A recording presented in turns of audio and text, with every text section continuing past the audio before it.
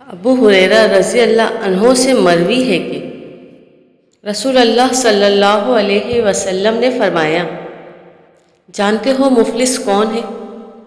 صحابہ نے کہا، ہم میں مفلس وہ ہے جس کے پاس نہ درہم ہے، نہ دینار ہے، نہ کوئی ساز و سامان۔ آپ صلی اللہ علیہ وسلم نے فرمایا، میری امت کا مفلس شخص وہ ہے جو قیامت کے دن نماز، روزہ اور زکوٰۃ لے کر آئے گا۔ ایک شخص آئے گا جسے اس نے گالی دی ہوگی، کسی پر تہمت لگائی ہوگی، کسی کا مال کھایا ہوگا، کسی کا خون بہایا ہوگا، کسی کو مارا ہوگا۔ اس شخص کی نیکیوں میں سے اسے بھی دے دیا جائے گا اور اسے بھی دے دیا جائے گا۔ اگر اس کے ذمے لوگوں کے حقوق پورے ہونے سے پہلے اس کی نیکیاں ختم ہو گئیں تو ان کے گناہ اٹھا کر اس شخص پر لاٹ دیے جائیں گے، پھر اسے آگ میں پھینک دیا جائے گا۔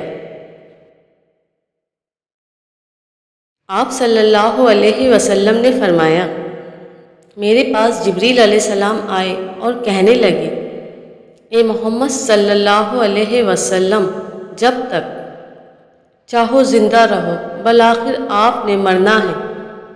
جسے چاہے پسند کر لے، بالآخر اس سے جدا ہونا ہے۔ جو چاہو عمل کرو، کیونکہ تمہیں اس کا بدلہ دیا جانا ہے۔ جان لیجئے کہ مومن کا شرف اس کا رات کا قیام ہے اور اس کی عزت لوگوں سے مستغنی ہونے میں ہے۔